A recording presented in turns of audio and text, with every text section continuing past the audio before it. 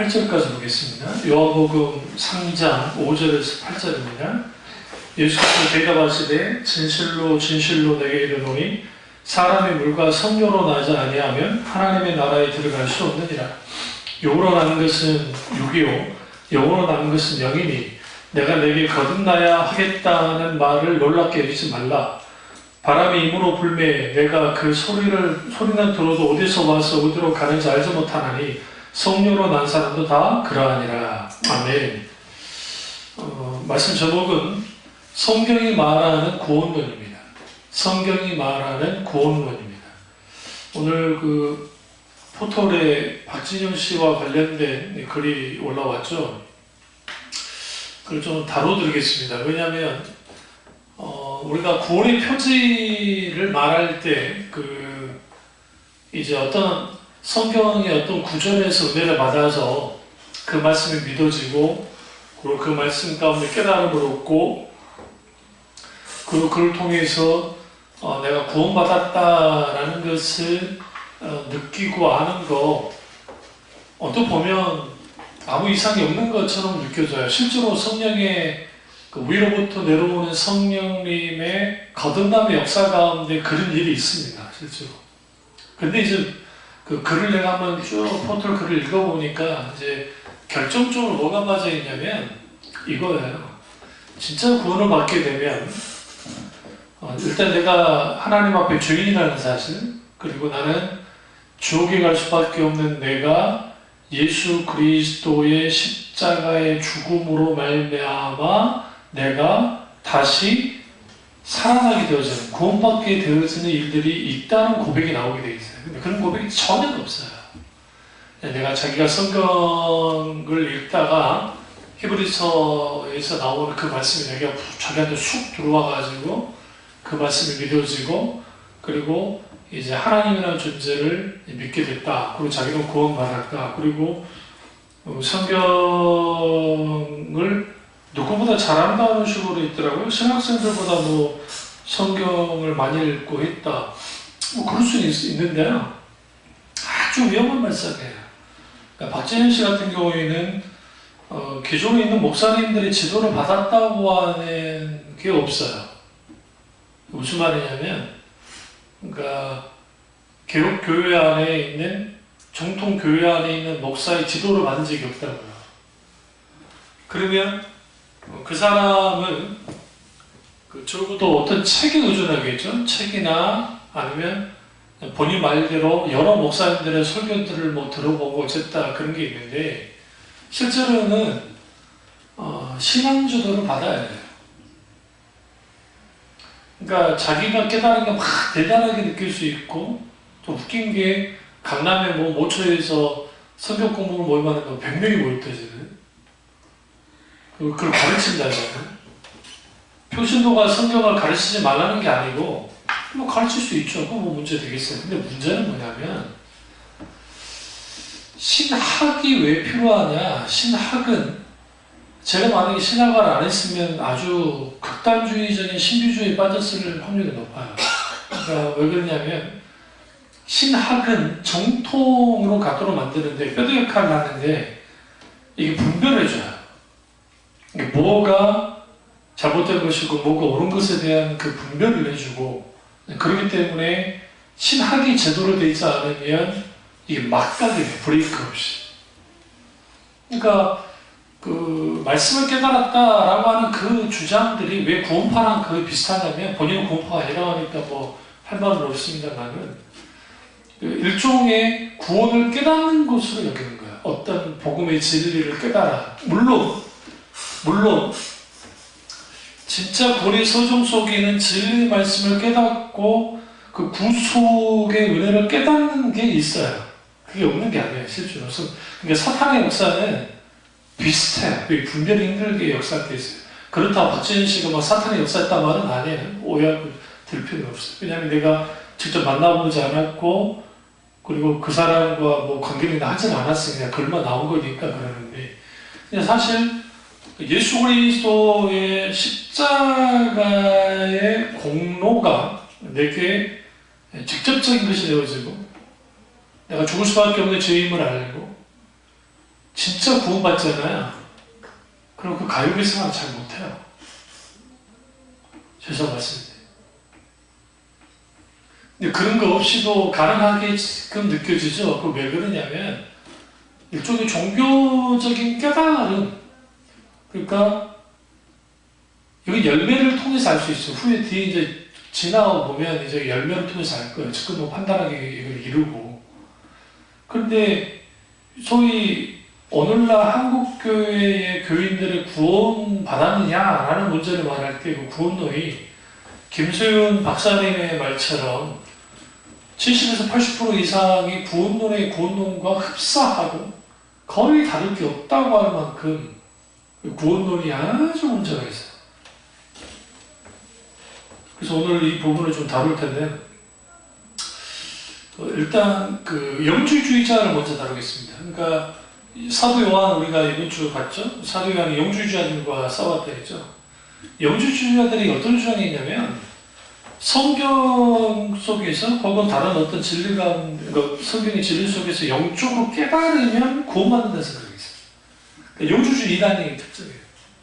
그러니까 어떤 깨달음이 중요한 거야. 갑자기 뭔가 번쩍하듯이 깨달아졌어. 그러니까 내가 구원받는 거예요. 이게 구원파 교리예요. 그러니까 구원파의 교리와 영주주의 이단의 교리가 다르지 않아요. 그런데 이제 그 정통 개혁교회에서의 구원론은 단순히 깨닫는 거, 물론 그 성령의 조명 속에서 깨닫는 게 있다 했잖아요.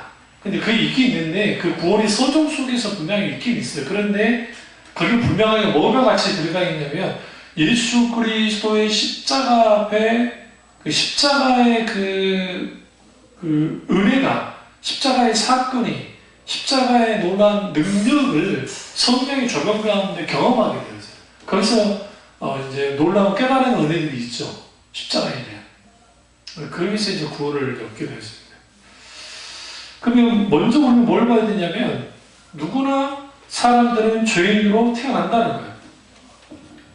어린아이들도 죄로 태어나죠. 시편 51편 5절에 다윗이 모태 중에 모태 속에서 죄악 중에 태어났다고 고백합니다. 그러니까 정말 우리가 구원받게 되었으면 뭐부터 알리냐면 내가 처절하게 죄인인 것을, 내가 지옥에 던져줄 수밖에 없는 존재인 것을 깨달아야 돼요. 그게 성경이 주는 가운데. 그러니까 특별히 어떠한 성경 구절의 어떤 구절에서 확 깨달아주고 하는 그런 것들도 있을 수 있겠죠. 그러나 그것이 실질적인 구원의 표정이 되진 않아요.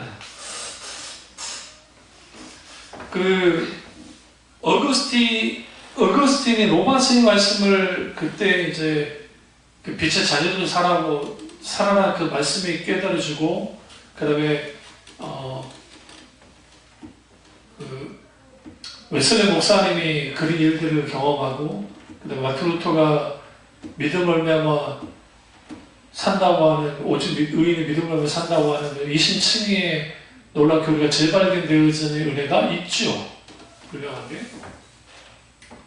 그러니까 그 자체는 내가 뭐랄 건 없을 거라 생각해. 근데 문제는 뭐냐면 실제로 구원을 받았다 안 받았다라는 것은 내가 그 성경을 깨달았고, 그리고 갑자기 뭔가 들어온 것 같이 들어왔고, 그리고 내가 안 믿어졌던 하나님이 믿어졌고, 거기까지 문제가 없는 것 같은데 거기에 자신의 신앙 고백, 그러니까 예수 그리스도의 십자가 앞에 내가 죄인이고, 그리고 내가 그 십자가로 인해서 구원을 받았고, 그 구원을 받은 은혜가 어떤 것인지에 대한 고백이 쭉 나와요.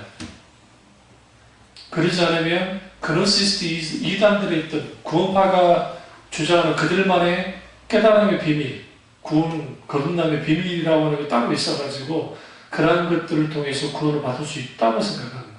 그게 착각입니다. 그래서 그 모든 인간은 죄로 인해서 죽게 됐고, 모든 인간은 결국은 죽음을 벗어날 수가 없습니다. 그런 상황에서 우리가 살아가다가 이제는 모든 인간의 영혼은 신자이든 불신자이든 영혼 불명이라 했잖아요. 그래서 믿지 않는 사람들은 영원을 받는 것이고, 믿는 사람은 영생을 이제 누리게 되는 거죠. 그래서 이제 영혼이 사는 것이 신자와 불신자가 나누어지고, 신자는 하나님과 함께 살게 되고 불신자는 지옥에 이제 떨어져서 거기서 살게 되는 거죠. 이것까지는 뭐 그래요. 그런데 사람이 어떻게 구원을 받을 수 있는가라는 거예요. 어떻게 구원받을 수 있습니까? 스스로 구원받을 수 없습니다. 성경은 뭔가를 깨달아야 구원받는다고 말하지 않습니다. 물론 아까 지금 제가 진짜 그 구원받을 때에 그 십자가의 복음에 대한 깨달음들이 일어난다. 그게 없는 건 아니란 말이에요. 근데 그 깨달음 자체가 내가 구원받았다 안 받았다를 결정 지어주는 건 아니에요. 성경 찾아보시죠. 로마서 3장 11절. 우리가 이제 구원론을 다룰 때 로마서를 주로 다뤄야 되는데 로마서 3장 11절. 11절부터 이제 보죠. 일단은 3장 11절. 깨달은 자도 없고 하나님을 찾는 자도 없고 다 치우쳐 함께 무익하게 되고 선을 행한 자가 없나니 하나도 없도다. 그러면 깨달은 자가 없다는 것은 스스로 깨닫는 자가 없다는 거예요. 성령이 깨닫게 해주셔야죠. 23절 가보죠. 3장 23절. 모든 사람의 죄를 범하였으며 하나님의 영광에 이르지 못하더니. 그러면 우리가 구원받음에 있어서의 가능성은 모든 사람의 가능성은 제로예요. 그러니까 빵점이에요. 없어요. 하나님의 은혜가 우리 가운데 부어져야만 구원을 받을 수 있어요. 이거는 뭐 신약에도 구약과 마찬가지예요. 이런 분도 있더라고요. 구약은 율법으로 구원받았고 신약은 은혜로 구원받는다. 그런 게 어디 있어요? 구약이 언제 율법으로 구원받았어요? 구약도 은혜로 구원받았어요. 하나님의 은혜로. 단어가 좀 다를 뿐 있죠. 헤세드, 하나님의 임자하심으로, 하나님의 사랑으로, 하나님의 긍휼로 구원을 받았어요. 그런 의미에서 이제 우리가 좀 볼 필요가 있는데, 그래서 하나님의 은혜가 아니면 구원받을 사람이 한 명도 없습니다. 그러면 내가 진짜 구원의 서정을 좀 다뤄야 되는데, 구원의 서정 앞에 좀 어려우시면 구원의 단계라고 생각하세요. 그러니까 과정이라고 보세요, 과정을 좀 살펴야 되는데, 구원의 서정의 첫 번째 단계는 부르심이에요. 하나님의 부르심. 하나님이 부르시는 거예요. 그러니까 하나님의 부르시는데 어떻게 부르세요? 하나님의 택한 자를 하나님이 부르시는 거예요. 그런데 그 부르심에는 뭐가 관계가 있냐면 로마서 10장 17절을 가보시죠. 말씀과 관계가 있는데 로마서 10장 17절 보시면 그러므로 믿음은 들음에서 나며 들음은 그리스도의 말씀으로 말미암았느니라. 하나님의 말씀을 들을 때에 난다는 거예요. 근데 그게 아무나 나는 것이냐? 그건 아니고 주님이 창세전에 하나님의 깊으신 뜻 가운데 택한 사람들, 그 사람들이 그 말씀을 듣게 되는 거예요. 근데 이걸 누가 하시는 거냐? 성령이 하시는 거예요. 성령께서 들을 수 있도록 해주시는 거예요. 그러니까 만약에 내가 박진영 씨 같은 경우에 건전한 교단의 목사님의 지도를 받았고 거기 뒤에 그 목사님 계시다고 한다면 그때는 내가 어느 정도는 뭐라 그래요? 그거 쓰지 않고 내가 이제 할 텐데 생각에 쓰지 않고. 근데 문제는 뭐냐면 아래 되는 사람이 구원파 조카가 되잖아요. 유명의 조카가 되잖아요. 그러면 보나마나 영향을 받은 글들, 책들, 목사를 거저는 사람들 누구겠어요? 그런 걸 많이 보지 않았을까요? 그러니까 의구심을 갖는 거예요. 그리고 그 사람이 정말 구원을 받았다고 한다면 교회를 다닌다. 그러니까 기존 교회, 개혁 교회들 다닌다는 것이 당연해야 돼요. 그게 정상이에요. 그럼 교회 밖에서는 그런 깨달음의 은혜가 없습니까? 없다고 할 수는 없어요. 왜냐하면 예수님 당시도 예수님을 따르지 않았지만 예수님을 믿는 사람들이 있었기 때문에 그러니까 사도 요한이 그들을 뭐라고 그래요? 절대로 저들의 하는 일들을 막으십시오. 예수님이 막지 않았거든요. 그런 역사 전혀 없다고 할 수는 없어요. 그럼에도 불구하고 정통이냐 이단이냐를 판가름 어디서 나냐면 말 그대로 교회를 소위 말하는 다니지 않으면 어디 소속되지 않으면 이거 아주 위험해요. 그럼 교회 없이 교회에 다니지 않고 신앙생활하면은 그러면은 구원받지 못합니까? 뭐 그렇게 말할 수는 없겠죠. 근데 문제는 뭐냐면 아주 위험해요. 신앙주의가 맞지 않기 때문에. 그러면 브레이크 없이 자기가 깨달은 대로 아주 설리버스 그래요. 그러니까 제가 그 글을 읽고 내가 좀 웃겼는데 성경을 알면 얼마나 안지를 모르겠어요. 그 사람이 그 교만해요. 목사님 저도 10년 이상 목회를 했고 신학 공부를 했고 그리고 성경을 누구보다 많이 읽었던 사람 중에 한 명이고 또 성경을 연구도 있었고 원전 가지고 성경을 읽으려고 노력했던 사람 중에 한 명이고 그 다음에 영어 성경을 보려고도 했었고 근데 아무리 그렇게 해도요 스승 없이 혼자 뭐 한다고 하는 거 책 읽고 한다는 그 한계 있어요. 한계가 있다. 검사는 신학대학 MDB 과정을 들어갔다 온다면 내가 놀랬을 텐데 아주 좀 위험하지 않을까. 지금 뭐 구원파와 관계없다 어쩌다 하니까 뭐 그건 관심 없어요 저는. 그러니까 이 사람이 구원론이 뭔지 하나님의 부르심이 뭔지 하나님의 하이스 콜리 높으신 부르심이 그에게 있다고 한다면 이제 자리를 잡을 겁니다. 거기 뭐 배영주의도 같이 갔다 쳤다 하고 뭐 박수진이가 김수진이가 뭐 수진이가 뭔가 그 애가 항이모 출신이잖아요. 그러니까 교회를 다니는 친구인데 그러니까 그런 것들이 이해가 안 돼요. 또 성경 공부를 가르친다는 것도 난 이해가 안 돼요. 뭐 자유긴 한데 또 거기에 100명이나 모였다는 거 그것도 참 재밌고 거기에 구원파들이 몇 명이 와 있었다는데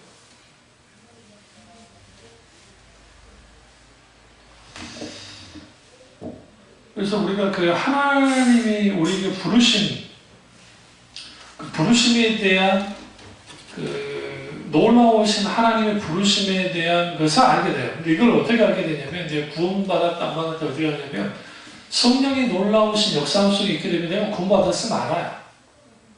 그냥 알아요. 성령이 알고 그렇게 하세요. 두 번째 단계는 중성입니다. 이 본 어게인이라는 표현을 썼는데 이제 오늘 본문 읽었던 말씀이죠. 영어. 여기서 하나 빠진 게 있어요. 위로부터 뭐라고요? 나았다라는 게 다시 태어났다. 위로부터 다시 태어났다. 이게 중생이에요. 그 위는 누구예요? 하나님으로부터. 하나님으로부터 다시 태어나는 거예요. 헬라어로 모노겐나오라는 단어를 썼는데요. 위에서 나왔다 말은 하나님부터 나왔다는 말인데 그러니까 하나님께로부터 나온 존재가 되어져야 돼요. 그렇게 되어지면 어떤 일이 있게 되어지냐면 고린도 후서 5장 17절 한번 가보시죠. 고린도 후서 5장 17절 고린도 후서 5장 17절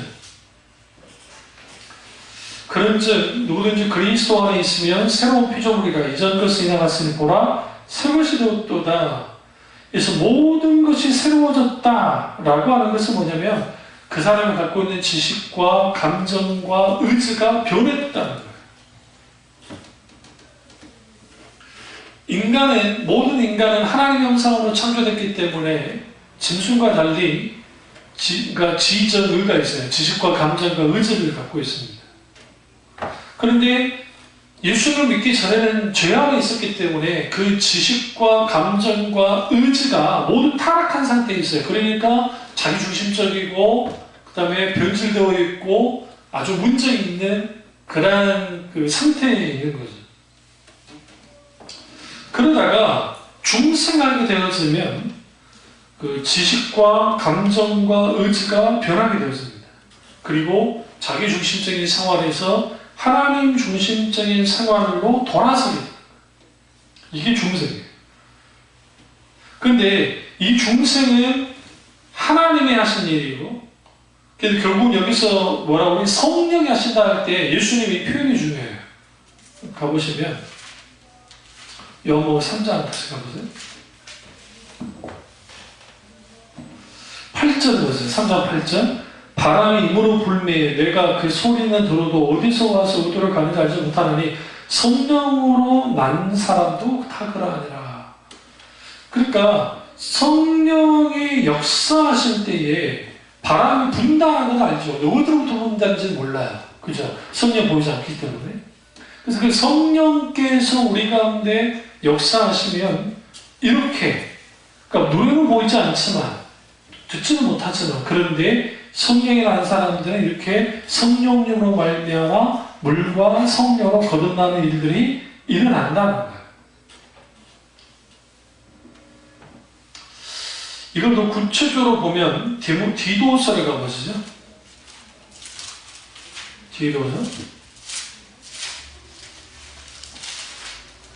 디모데 후서 뒤에 있어요.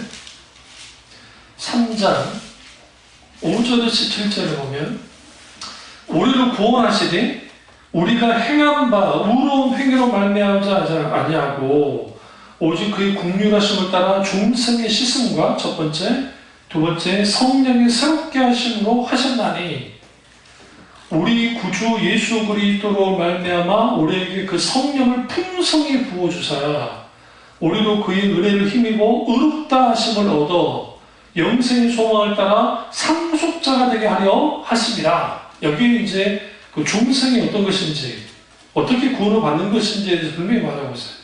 그 여기서 긍휼하심을 따라 중생의 씻음이라는 표현이 있죠. 그럼 왜 씻음이에요? 물과 성령으로 거듭나야 된다 할 때에 그 씻음이 죄를 씻는 거죠. 그러니까 죄를 씻어내는 거예요. 근데 그게 성령의 새롭게 하신 겁니다. 아까 전에 우리 고린도후서 5장 17절에 있는 새로운 그리스도 안에서 새로운 피조물이 되듯이 그렇게 새롭게 하시는 놀라운 은혜를 경험하게 되어요. 그러면 예수 그리스도 마찬가지고 하나님을 믿고 구원받게 되었는데 인식체계가 다 달라져요. 세상 부분들이 다 달라지기 시작합니다. 그러니까 박재현 씨가 구원 받았는지 안 받았는지, 구원파인지 아니면 정통 기독교인지 아직은 모르겠어요. 저는 솔직히. 왜냐면 제가 만나본 적이 없고 살짝 글만 읽었을 뿐이니까. 근데 분명한 것은 정말 그 건전한 교단의 목사님의 지도 받아야 돼요. 스스로 깨달아서 너 했다 하는 사람 치고 제대로 간 사람은 없어요. 교회 역사를 들다 보면. 그건 분명해요. 근데 이제 만약에 기존 교회에 대한 깡그리 막 무시하고, 깡그리, 그러니까 대형교회들이 워낙 문제도 많이 일으키니까 마치 교회는 필요 없는 존재처럼 말하는데 그렇지 않거든요. 고린도 교회가 그렇게 문제가 많았어도 사도 바울이 핏값으로 사신 교회인 것을 분명히 말했고, 누구보다 사랑했던 교회가 그 교회예요.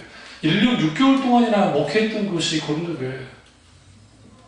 그래야 인간이 모임 있는 교회에는 오류가 있고 문제가 있을 수는 있어요. 그런데도 불구하고 예수 그리스도가 계시기 때문에 함부로 말하면 안 돼요. 그러니까 우리나라에 막 문제 일으키는 교회들 있죠. 그런 교회들 깡그리 막 무시하면 안 돼요. 그건 주님을 향한 게 되기 때문에 그 교회를 위해서는 충분히 기도해줘야 돼요.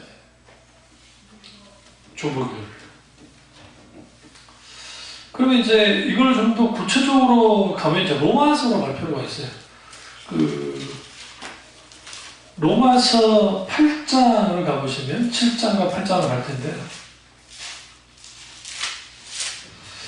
로마서를 이해하지 않고서는 우리가 뭐 할 수 없냐면 실제로 그러니까 구원론에 있어서는 아주 문제가 돼요. 근데 이 구원론을 이해하려면 이제 뭘 먼저 봐야 되냐면 율법이에요. 율법. 7장 6절 보자. 로마서 7장 6절. 이전은 우리가 얽매였던 것에 대하여 죽었으므로 율법에서 벗어났나니 이러므로 우리가 영의 새로운 것으로 섬길 것이요 율법 조문의 묵은 것으로 아니할지니라. 그러면 우리 무엇으로 구원을 받아요? 율법으로, 율법이 아니라 믿음으로, 하나님 은혜로. 그럼 율법은 왜 주어졌어요? 율법을. 그 부분에 있어서 이렇게 나오죠. 7절부터 쭉 보세요. 주신 이유를 말해요. 그런즉 우리가 무슨 말을 하리요? 율법이 죄냐? 그럴 수 없느니라. 율법을 말하지 않고 내가 죄를 알지 못하였으니 그 율법이 탐내지 말라 하지 아니하였다면 내가 탐심을 알지 못했으리라. 그럼 율법하는 일은 뭐예요? 뭐가 죄이고 뭐가 죄가 아니다라는 것을 알게 해주는 역할이에요. 이걸 이제 사도 바울이 몽학 선생이라는 표현을 썼습니다. 몽학 선생은 좀 초등학교 선생이라 생각하면 돼요. 그냥 가정교사, 초등학교 선생이 아니라 가정교사 정도 생각하면 돼요. 이건 로마 시대에 있었던 로마 그러니까 다른 나라를 침략해서 귀족이나 왕족들을 사로잡고 온 다음에 노예로 삼아요. 근데 어린애들을 그 사람들한테 교육을 시키겠다. 그게 이제 노예인데 가정교사를 하는 거죠. 그게 몽학 선생이에요. 그러니까 그거예요. 이거 하지 마. 해야 돼. 라는 정도. 죄가 죄라는 것을 밝히 드러내 보여주는 게 율법이 하는 일이에요. 율법이. 그래서 율법은 죄를 드러내죠. 뭐가 죄인지를 알게 하니까요. 율법은 그거예요. 그 역할이에요. 그러니까 율법은 결국은 율법으로 율법이 인간이 다 지켜서 구원받을 수 있을 거라는 가능성을 두고 하나님이 율법을 주신 게 아니에요. 그럼 왜 하나님 율법을 줬느냐? 시내산에서 하나님 율법을 주신 이유는 이스라엘 민족이 법 없는 민족이 되면 안 되기 때문에 그래서 하나님의 율법을 준 거예요. 그리고 무엇이 죄인지를 알게 하고 이전에 있었던 자기들 마음대로 살았던 것들을 더 이상 하지 않도록 한 거예요. 그리고 난 다음에 하신 게 뭐냐면 그 율법 앞에 딱 내가 서봤더니 내가 정말 죄인이라는 것을 절감하기 시작하는 거예요.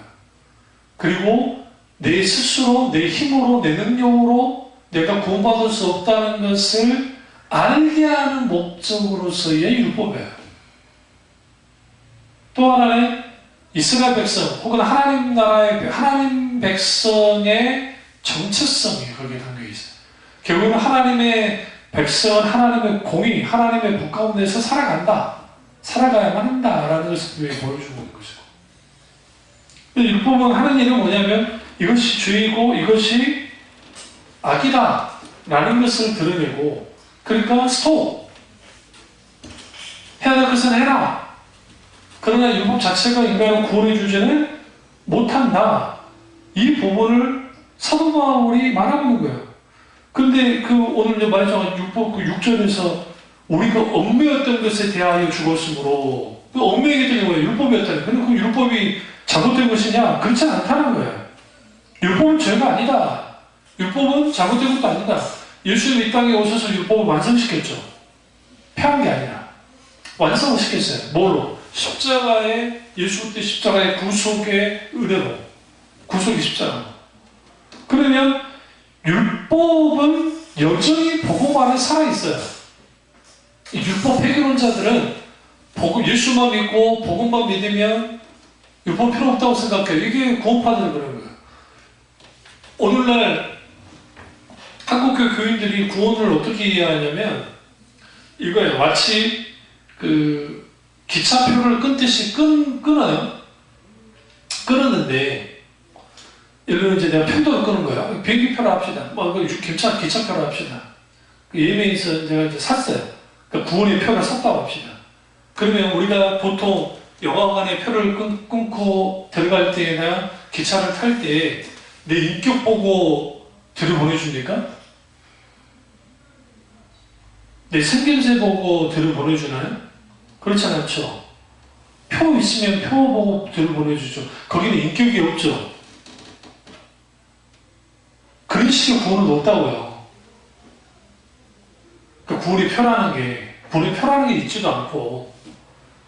그러니까 당연히 그 소비주의적인 신앙이나 종교적 신앙을 가지게 되어지면 그 삶이 없어요. 그 삶이 들어갈 수가 없어요. 그러니까 박진현 씨가 아무리 성경을 깨닫는 게 엄청나게 많아도 거기 삶의 멸화가 없으면, 지금 본인이 아주 그러니까 세속의 최첨단에 걷는 직업을 하고 있잖아요. 거기서 정말 지진이 일어나는 일들이 벌어져야 돼요. 진짜 유신호를 만나게 되었어요. 바뀌어져야 되고. 근데 한국교회는 그런 식의 구원을 원하지 않아요. 왜? 교인들 끌어모여야 되니까. 그러니까 구원파랑 다를 게 없는 거예요. 그러니까 그 율법을 폐기한 것처럼, 율법은 아예 상관없는 것처럼, 율법은 필요 없는 것처럼 여겨요. 이거 정말 잘못된 거예요. 율법 폐기 문제는. 그렇다고 또 신율법주의에 빠지는 것도 문제고. 그러니까 율법은 뭐냐면, 율법에 구원받은 하나님의 백성들에게서 그 율법의 용도는 뭐냐면 신자의 타락을 막아주는 거예요. 그러니까 내가 구원을 받았어요. 놀라운 은혜 가운데. 이제 더 이상 타락하지 않는 용도로서 각성시키고 회심하고 깨닫고, 율법이 무슨 뭐하다 해서 죄를 지적해준다 했잖아요.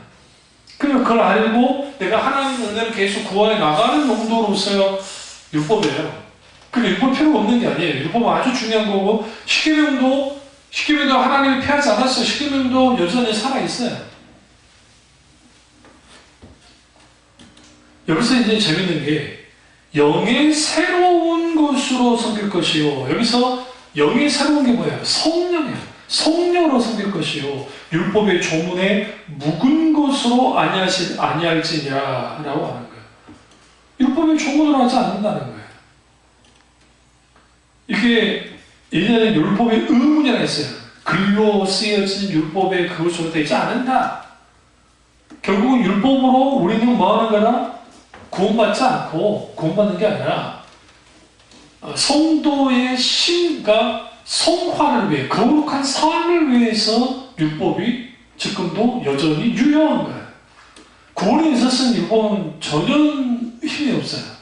그렇다고 율법을, 그럼 주님이 불완전 율법을 주신 거냐? 그러진 아니에요. 율법 자체가 선해요. 하나님께로부터 왔기 때문에. 율법 자체가 완전해요. 그런데 인간이 율법을 오도한 거예요. 오해한 거예요. 잘못 본 거예요.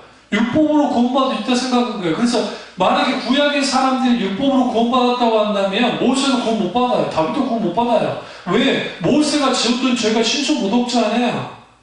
자기가 하나님의 영광을 탈출했는데 반석 2번을 치고, 심지어는 하나님인들 고기를 먹일 수 있느냐고 했을 만큼의 죄를 졌으니까, 그럼 당연히 율법의 기준으로 따지면 모세 율법을 받았던 모세도 지옥 가야죠. 그렇게 따지면 다윗은 말할 것도 없고. 그래서 구약의 사람들도 결국은 은혜로 구원받고, 구약의 사람들의 구원은 뭐로도 받느냐? 구약의 사람들의 입장에서는 오실 예수 그리스도로 구원받는 거예요. 이게 좀 어려운 표현인데, 오실 예수 그리스도는 뭐냐면 우리는 이미 오셨잖아요. 우리는 2000년 전에. 근데 구약의 사람들은 아직 오지 않았죠. 그러니까 오실 예수 그리스도, 오실 메시아를 통해서 구원받는다고요. 궁극적으로. 그러니까 모든 구원은 구약이든 신약이든 마지막 종말의 때의 사람들이든 간에 모든 사람들은 과거 아담과 하와부터 시작해서 마지막 인류의 사람이 이르기까지 다 예수 그리스도로 말미암아 구원받는 거예요. 그게 하나님의 은혜 가운데 되어진 거고, 다윗이 이미 예수님이 오지 않았을, 아직 성자 하나님이 성육신하지 않았어도 예수님이라는 말을 하고 있고, 고백을 하고 있고, 그런 일련의 모든 것들이 성령의 놀라움에 가면 되어지는 거예요. 그러니까 율법이 어떤 용도인지를 알아야 내가 어떻게 구원받는다는 걸 알게 돼요. 그런 의미에서 카톨릭이나 이러한 그들의 주장하는 그러한 것들이 얼마나 허무만하게 할 수 있어요. 그러니까 내가 뭔가를 해야만 구원받는다라고 생각하는 이유가 뭐였냐면 이거예요. 하나님은 아무리 구원해주고 싶어도 그 사람이 가만히서 구원받게 되느냐? 뭔가 해야 되지 않냐? 이게 이제 감리교라든지 아르미니안주의자들 말하는 건데, 그러한 선한 의지를 발동시킨 것도 하나는 은혜 가운데 되어져요. 이게 선전 은총이라고 그래요. 이게 존 웨슬리 목사님도 그 부분에서 똑같이 말했어요. 감리교 창시자에. 선전 은총이 있고, 강조점이 한쪽은 인간의 자유의지에 있고, 강조점 쪽은 하나님의 절대 주권에 있다 보니까 이게 서로 안 맞는 것 같은데 실제로 그렇지는 않다.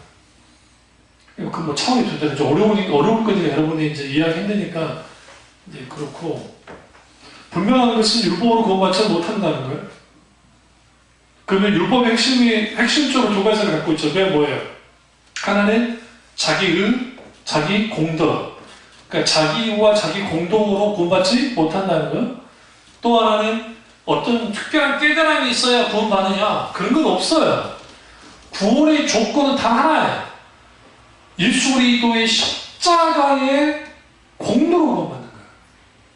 그러니까 복음의 진리를 깨달아 알아야 돼요. 십자가 복음의 진리를. 그걸 누가 하세요? 성령이 하세요. 그리고 어떤 성경의 특정 어떤 말씀이 깨달아졌다고 해서 그 사람이 구원받았느냐? 이거는 열매로 봐야 돼요. 열매로. 진짜 구원받게 되어지면 지정의가, 지식과 감정과 의지가 이제는 바뀌어져요. 세계관이 바뀌어져요. 처음부터 확 바뀌지는 않아요. 그런 사람도 있겠지만 서서히 바뀌는 사람도 있고, 그러니까 들여다보면 열매가 많은다.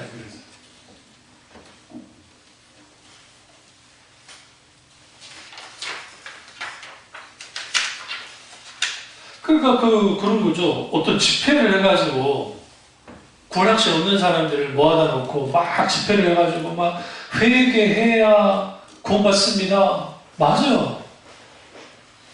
박진영 씨 글 속에 자기가 하나님 앞에 진짜 회개했다는 기록이 없죠. 그 글이 아예 없잖아요. 대충 보긴 했지만. 진짜 구원의 표지 속에는 회개가 나와요. 진짜요. 그럼 그러면 회개는 뭐냐? 한국 교회는 회개를 너무 감정적으로 이해했어요. 그러니까 막 우는 거야. 땅을 치고 우는 거야. 나 같은 죄인이 용서함 받아서. 물론 하나님의 놀라운 중생의 역사가 있을 때 그런 일이 벌어지기도 합니다. 그런 놀라운 역사가 일어납니다. 그러나 우리는 회개를 좀 오해하고 있는 게, 메타노이아라는 단어가 헬라어로 회개라는 단어인데, 그 단어의 뜻은 방향을 바꾸다는 뜻이에요. 그러니까 메타노이아는 마음뿐만 아니라 생각뿐만 아니라 의지까지 방향을 바꾼 거예요. 세상을 향해 있던 나의 이 방향이 하나님의 방향으로 바뀌어지고 그 방향으로 가는 것까지가 회개예요. 이게 회개라고. 그러니까 하나님 용서해주세요. 눈물콧물 흘리고 난 다음에 다시 돌아가면 그 사람 회개한 거 아닌가요? 안 한 거예요. 그러니까 세례요한이 바리새인들과 그 시대의 사람들이 그 회개의 세례를 요단강가에서 세례를 줄 때 그들은 그걸 뭘로 받아들였냐면 자기들이 종교적 의로밖에 받아들이니까 회개에 합당한 열매를 맺어야 된다라고 뭔가 강조하는 거예요. 이게 메타노예요. 그러니까 회개는 중생의 역사 속에서 따라와요. 근데 그 회개 이전에 뭐부터 있게 되어지냐면 성령이 우리에게 조명하셔서 나의 처한 처지를 알게 해요. 어떤 처지를 알게 하냐면 나는 죽어마땅한 존재이고 나는 지옥 갈 수밖에 없는 존재이고 하나님이 나를 버리시면 나는 끝장날 수밖에 없고 하나님이 나를 구원해 주지 않으시면 나를 구원받을 수 없다고 하는 그 절박감과 내가 마치 낭떠러지에 떨어지기 일보 직전에 있는 자기의 진정한 처지를 인식하고 하나님 앞에 절대적으로 항복하고 나오는 것, 그러한 놀라운 은혜를, 깨닫게 하는 은혜를 누가 주시냐? 성령이 주는 거예요. 근데 그게 그냥 이루어지는 게 아니라 복음의 말씀을 듣다가, 말씀을 읽다가 성령이 놀라우신 그 믿음을 들으면서 나니까 그 말씀으로 말미암아 그런 일들이 벌어지는 거예요. 우리 속에서. 벌어지면 이제는 뭐 하고 나오겠어요? 주님 나를 불쌍히 해달라고 하면서 거기에 회개가 터져 나오는 거예요. 거기에 눈물 콧물 흘리는 회개가 있을 수 있고, 이제는 내가 더 이상 예전의 삶과 다른 삶을 살아야 했다는 확고한 선한 의지가 일어나기 시작하고, 그리고 내가 믿어지지 않았던 하나님이 믿어지기 시작하면서 성경의 진리의 말씀들을 받아들이기 시작하고, 그것이 우리에게 확 들어오기 시작하는 거야. 일종의 열리는 거야. 그러니까 언뜻 구원파들하고 이야기를 하다 보면 이게 별로 크게 틀린 것이 없는 것 같아요. 이야기를 하다 보면. 왜냐하면 비슷하거든요. 99%는 비슷한데 1%가 틀리는 게 이단이에요. 끝이 다른 게 이단이니까. 그러니까 결국 거기 깨달음이 있어야 돼. 너 몇 월, 몇 시, 며칠에 언제, 어느 때 구원받은 시를 너는 알고 있어야 돼. 왜? 그게 깨달음을 감춰야 되니까. 그 중생의 역사는 이렇게 강렬하고도 실제적으로 있는 사람도 있고, 그렇지 않고, 이 부분에 저만의 조란 의도도 목사님도 그렇고 하지만, 그분이 이렇게 있어요. 강렬한 성령, 소위 종교 체험을 했다고 해서 그 사람이 구원받은 사람이냐? 의문문을 날린다. 그러면 잔잔하게 예수님을 믿었고 특별히 그렇게까지 큰 어떤 그런 것이 없게 된 사람고 구원받지 못한 것이냐? 이 부분에 대해서도 의문을 던졌어요. 결국은 구원받았다 안 받았다는 어떻게 할 수 있느냐? 그 사람의 열매, 그러니까 그 사람의 신앙생활 중에 열매가 드러나고 있으면 그 사람은 구원받은 사람인 거예요. 실제로. 그런데 이 구원의 서정을 제가 다루니까 이렇게 말하는 거예요. 그래서 그 회개라고 하는 메타노이아와 또 하나 필요한 게 뭐냐면 피스티스라고 하는 믿음이 따라오는 거예요. 중생하게 되어서. 여기서 이제 그 믿음이 따라오는데 그 믿음이 인격체이신 하나님을 신뢰하고 확신하는 믿음을 갖게 됩니다. 어떻게 신뢰하느냐? 사랑 속에, 그러니까 하나님을, 인격체 하나님을 성령의 조명 가운데 비추심 속에서 알게 되어지고, 그 알을 통해서 하나님을 사랑하게 되어지고, 그 사랑하는 만큼 하나님을 신뢰하게 되고, 그 신뢰하는 만큼 하나님을 확신하게 되고, 하나님을 확신하는 만큼 하나님께 순종하게 되죠. 거기에 믿음의 역사가 나타납니다.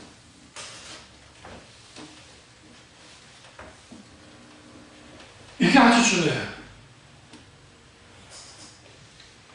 그러니까 단순히 믿음이라는 것이 내가 깨달아졌고 뭐가 했어요. 이게 우리 기독교 불교가 아니에요. 스스로 깨닫는 그런 종교가 아니라고요. 종교를 따지면. 성령께서 비추셔서 깨달아 알게 해주셔요. 그런데 인격체이신 하나님과의 관계를 갖고 있어요. 인격체이신 하나님과의 친밀한 사랑의 관계를 갖고 있어야 거기에서 놀란 하나님의 말씀을 통한 하나님의 음성을 듣고 깨달아내고, 그리고 그 속에서 우리가 믿음이 온전히 세워지는 거죠. 회개가 있게 되어지면 지적인 면에서 변화가 되어지는데, 제가 말씀드렸지만 나는 죄인이고 나는 지옥에 들어올 수밖에 없는 자기 처지인식이 세상과 다음에 자기 주제 파악을 하게 되고, 그 다음에 감정적인 면에서는 어떤 변화를 가져오냐면 자기가 죄인인 것에 대해서 비관하게 되죠. 여기서 나쁜 의미의 비관이 아니에요. 혹은 비판하게 되죠. 자기 자신에 대해서. 가슴을 치며 울고 울어요. 오라 나는 곤고한 사람이로다. 이 사망이거든 누가 나를 건져내랴. 로마서 7장 24절에서 사도 바울이 자기 가슴을 치면서 회개했던 것들이 일어나요. 그리고 이제 죄 때문에 우는 거죠. 하나님 앞에. 그러다가 되어지는데 이제는 나는 다시는 죄를 짓지 않아야 되겠다고 하는 하나님의 선한 의지가 일어나게 되기 시작하고 죄를 미워하게 됩니다. 이게 회개가 우리의 지식과 감정과 의지의 변화를 갖게 되어지고, 또 하나는 믿음의 변화를 갖고 오게 하는데, 믿음의 지식적인 측면에서는 어떻게 바뀌어지냐면, 나는 어쩔 수 없는 죄인이지만 예수 그리스도께서 나를 구원하셨음을 아는 거야. 그것도 하나님 그분의 가치만큼을, 그러니까 하나님 차원의 것을 포기하면서까지 나를 위해서 십자가에 죽으셔서 나를 구원하셨다는 것을 아는 거예요. 감정적인 측면에서는 예수 그리스도께서 나를 구원하셨다고 하는 감격이 있어요. 그분을 본받아 성경 공부도 하고 기도하고 봉사하는 마음을 갖게 되었잖아요. 그러니까 박진영 씨를 제가 직접 인터뷰해보고 내가 같이 이야기를 하고 한번 그냥 나랑 한 30분만 이야기해보면 이 사람이 어떤 사람인지 알 수 있을 거예요. 거짓말만 하지 않아요.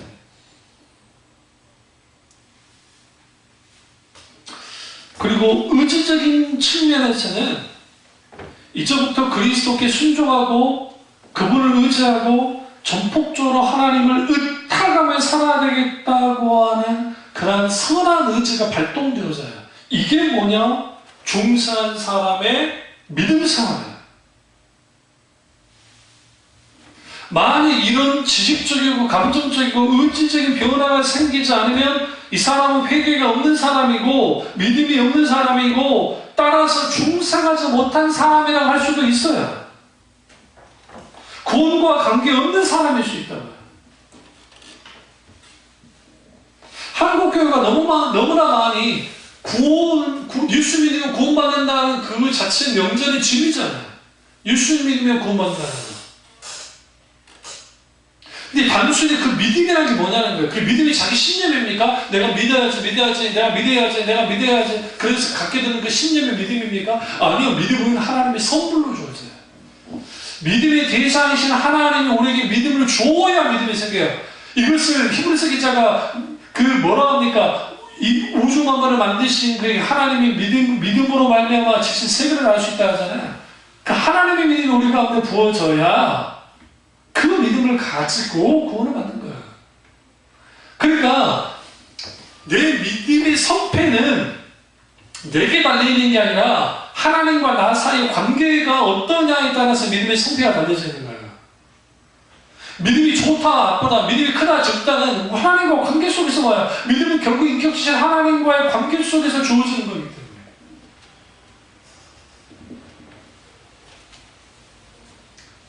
믿음은 아까 말했던 헬라어로 피스티스인데 이걸 뭘 뜻하냐면 trust and obey라고 하는 단어, 의지하고 순종하는 것이다. 하나님 의지하고 순종하는 거야. 그 하나님이 중생시키고 믿음과 회개를 선물로 주셔요. 그리고 난 다음에 선물 받은 다음에는 책임이 누구에게 있어요? 그 성도에게 있는 거야. 그러니까 한국교회는 그 책임을 그 성도에게 있다는 걸 가르치지 않았다고. 그냥 구원 받으면 끝나버리는 거야. 다대적인 구원의 중생의 역사를 통해서 구원이 끝나버리는 거야. 내 구원 완성됐고 표 끄는 거예요. 그런 식의 구원이 어디냐고요. 물론 구원받으면 단회적이에요. 중생은 단호지. 그러나 그럼에도 불구하고 성경에는 구원의 실제가 과거, 현재, 미래에 대해서 분명히 말하고 있고, 그래서 지속적인 회심에 대해서 말하는 거예요. 중생은 딱 한 번 일어나는 거지만 회심의 역사는 자주 일어나요.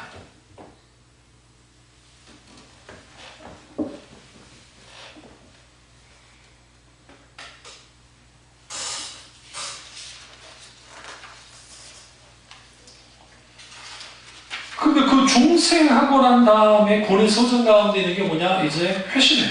그 다음 단계가 회심이에요. 오늘 한국교회가 이 회심의 단계가 무너져 버렸어요. 우리가 신앙이 종교화를 막아라 할 때에 이 종교화가 되는 가장 근본적인 원인이 뭐냐면 교회 안에 회심의 역사가 사라졌어요. 회심의 역사는 뭐냐면 말 그대로 돌이키는 게 마음심이에요. 한자로 표현하면 마음을 돌이키는 거예요. 하나님께로 돌이키는 거예요. 계속적으로 돌이키는 거예요. 그러니까 부르심과 중생과 회심의 단계가 있어요. 그 회심의 단계까지 가면 이걸 통칭 뭐라고 하냐면 이제 좀 용어를 좀 쓰겠습니다. 신학적 용어로. 이걸 justification, 의롭다 여겨준 은혜가 있게 되죠. 그러면 지금 이 회심의 역사가 나타나면 무슨 일이 벌어지냐면 신앙생활 오래 하다 보면 신앙 익숙함의 함정에 빠져서 신앙생활이 느슨해지고 그럴 수 있어요. 그런데 하나님의 놀라우신 은혜가 있게 되어지면 회심은 날마다 일어날 수도 있고 일주일마다 일어날 수도 있고 이거는 성령의 놀라운 은혜 가운데 되어져요. 근데 그 회심의 역사가 나타나기 시작하면 왜 회심의 역사가 중요하냐면 회심의 역사가 나타날 때에 두 가지 큰 놀라운 은혜가 우리 가운데 있게 되는데 그 하나는 뭐냐면 예수 그리스도의 십자가 능력을 경험해요. 첫 번째 그 큰 게. 두 번째 뭐냐면 구원의 감격을 누리며 살아요. 그러니까 회심의 역사가 나타나야 예수 그리스도의 십자가의 능력을 맛보고 예수 그리스도의 십자가의 은혜 가운데 있고 예수 그리스도의 십자가의 놀라운 은혜를 누리며 살고 또 하나는 내가 구원받았음에 대한 감격함이 있어서 내 구원받은 은혜가 너무너무 큰 거예요. 하나님 앞에 감사하며 살 수밖에 없어요. 그게 회심의 놀라운 역사예요. 그게 한국교회, 우리 교회에 하나님의 놀라운 기름 부음의 강력한 역사가 되면 매 주일마다 아마 그 일들이 나죠. 그러니까 통칭 그 놀라우신 하나님의 역사가 있었단 말이에요. 어느 날도 많이 사라져 버렸죠.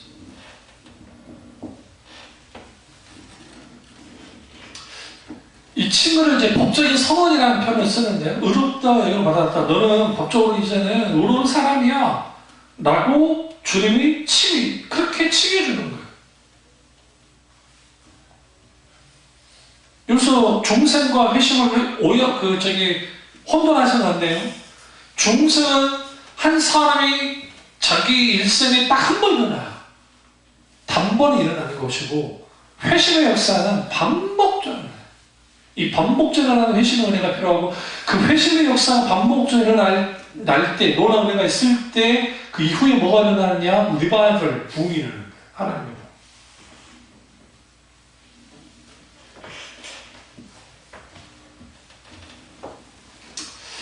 그럼 구원파들이 주장하는 것처럼 중생했던 일자, 장소를 반드시 알 필요가 있어요? 없어요?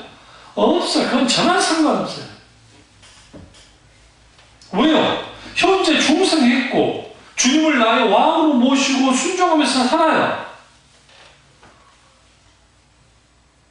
그럼 왜 그 사람들이 일시와 장소를 강조하느냐? 그때 있었던 사건을 어떤 경험을 강조하느냐? 깨달음을 강조하기 때문에 깨달음. 그들이 말하는 깨달음. 그러니까 바둑수는 고파 고지차의 밑에서 배워가지고 따로 자기가 나와가지고 그 깨달음의 비밀이 있다고 하면서 성경 구조를 짜집게 해가지고 있다고 가르치는 것이고 그 안에 있던 이요한이는 지금 누구예요? SES 있던 그 애가 거기에 있는데 거기서 배워가지고 비슷하게 거기는 제일 안 나가는데요. 거기에서 또 똑같이 가르치는 거고 권지찬이 사위가 유병원 씨니까 그 유병원 씨 당연히 그쪽에서 그런 걸 가르치는 거. 그 세 개로 나누어진 구원파가 이쪽이 구원파가 이완이가 구원파가 아니라고 한다면 누가 구원파예요 도대체 그러면? 말도 안 돼. 영적으로 무지하면 이 세상에 그러니까 한국 교회 교인들의 그 성경적인 수준이 어느 정도냐 할 때에 제 말은 아니고 초등학교 3학년도 안 된다라는 정말 어떤 교수님의 말처럼 그게 정말 무서운 말이에요. 아까 나는 박재는 씨 글을 쭉 살짝 깊이 읽지도 않았어요. 대충 읽어보니까 지금 경계선상에 있는 것 같은데 이거 어떻게 말할 수도 없고, 분명한 것은 그 중성의 표지가 이 친구한테 일어나고 있냐? 일어났냐? 한번 지켜봐야 돼요. 구원파적으로 끝나버리면 구원파일 뿐이에요.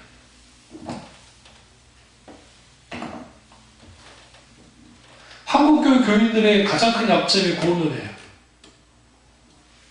그래서 이단이 잘 빠져요. 아니, 신천지 이만희 씨가 자기들 집단에서 빠져나가면 구원받지 못한다고 하면 벌벌 떨죠. 종교형이 외워가지고.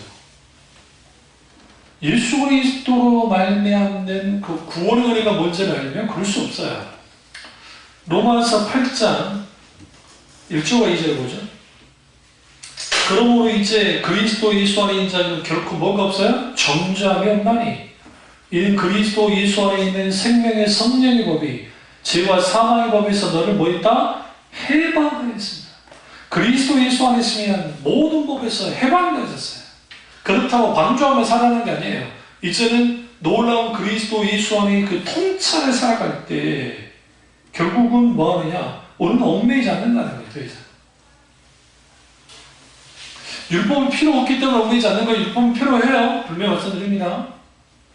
신자의 소화를 위해서, 거룩한 삶을 위해서 필요해요. 그러나 구원에 있어서는 율법은 우리에게 어떠한 것도 하는 기능이 없어요. 그냥 우리의 죄를 드러내는 거죠.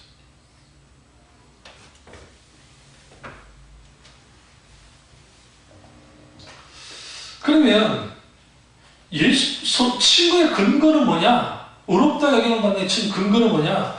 예수 그리스도의 대속의 죽음이에요. 예수 그리스도의 대속의 죽음이 우리를 어떻게 하느냐? 구원했어요. 어떻게? 예수 그리스도가 나의 죄를 위해서 죽으심으로 예수 그리스도의 의가 우리에게 전가되어졌어요. 주어졌어요. 이걸 이중전가를 해요. 신학전입니다. 그러니까 예수 그리스도의 대속의 죽음이 나의 죄를 위해서 죽었던 그 예수 그리스도의 죽으심이 결국은 예수 그리스도 그분의 의를 우리에게 주셔서 우리를 의롭다 여기는 존재가 되게 하셨다. 그게 칭의예요. 그래서 예수 그리스도가 십자가상에서 하나님의 공의를 만족시켰어요. 화목제물로 드려진 거죠. 빌립보서 2장 6절과 9절 한번 가보시죠. 빌립보서 2장 6절에서 9절. 그는 근본 하나님의 본뜻이나 하나님과 동등됨을 취할 것으로 여기지 아니하시고 오히려 자기를 비워 종의 형체를 가지사 사람과 같이 되셨고 사람의 모양을 나타나사 자기를 낮추시고 죽기까지 복종하셨으니 곧 십자가에 죽으심이라. 인간의 형상을 입고 오신 것, 그러니까 예수 그리스도의 순종에는 능동적인 순종과 수동적인 순종이 있습니다. 능동적인 순종은 뭐냐면 하나님의 백성이 지키지 못한 율법의 모든 것을 지키는 순종을 하셨고, 수동적인 순종은 죄의 대가가 죽음이잖아요. 인간의 형상을 입고 오셔서 친히 십자가의 고난을 받으시고 자원에서 고난을 당하시고 십자가에서 죽으시는 순종, 그것이 수동적인 순종이에요. 우리는 그 동사를 말할 때 우리는 능동형이 아주 굉장히 강하잖아요. 그러니까 한글을. 그런데 사실 헬라어라든지 히브리, 헬라 같은 경우에는 수동적인 순종이 더 강렬한 순종이에요. 더 강한 순종이에요. 그런 순종을 누가 하셨다고요? 예수 그리스도 그분이 하셨어요. 그래서 우리가 이 고린도서 이 세 가지를 다뤘는데 결국 이제 성화까지 가야 되는데 이건 지금 시간이 없어서 그렇고 하나님의 부르심이 있고, 그 다음에 중생의 역사가 있고, 그 다음에 회심이 있고, 그리고 난 다음에 성화, 이제 결국은 성화가 있고, 그 성화 다음에 영화가 있어요. 글로리피케이션이라고 해요. 그러니까 영화는 뭐냐면 예수 그리스도가 재림하시고 완전하게 예수님처럼 이제 부활의 몸을 입고 이제 죄도 없고 그런 완전한 성화의 상태를 가는 것이고, 성화는 내가 거룩하니 너희도 거룩하라는 그 말씀처럼 우리가 주님을 닮아가면서 거룩해져 가는 거예요. 그게 그러니까 그것이 칭은 따로 있고 성화 따로 있고 영화 따로 있는 게 아니라 같이 가요. 근데 저도 신학을 배울 때, 제가 신학을 할 때는 칭의가 따로 있고, 그 다음에 성화도 따로 있고, 영화도 따로 있다는 식으로 신학을 배웠어요. 그러나 이제 성경을 깊이 좀 연구하다 보면 오늘날의 신학적 동향이 좀 달라지는 게 뭐냐면, 칭의 없이 성화 없고, 성화 없이 영화 없는데, 칭의는 하나님 은혜로 되어지고, 성화는 우리 노력과 우리의 거룩한 살려는 의지로 되어진다는 식으로 과거에 가르쳤는데, 이 성화 또한, 이게 FF 브루스도 마찬가지고, 그 성화 또한 하나님의 은혜 없이는 불가능하다는 거예요. 결국은 거룩해져 가는 것들도 하나님의 은혜 가운데서 되어지는 거죠. 그 부분을 이제 말하는데, 이게 성경에서 말하는 거예요. 이외에도 이제 여러 막 그 학자들에 대한 그걸 할 수도 있는데, 결국은 우리가 이 구원의 서정을 잘 들여다보면 내 신앙도 그렇고 주위에 있는 사람들이 구원받았다고 하지만, 그러니까 이거 있죠. 종교적 체험은 강렬하게 있는데 그 사람이 변하지 않는단 말은, 그러면 그 사람이 정말 예수를 믿는지 안 믿는지를 분별해야 돼요. 아무리 교회를 다니고 한다 했잖아요. 이 사실을 알고 보다 더 성경이 말하는 구원관 위에 확고히 서는 참여중학 교우들 되시기를 주님으로 축원합니다. 기도하겠습니다. 기도하실 때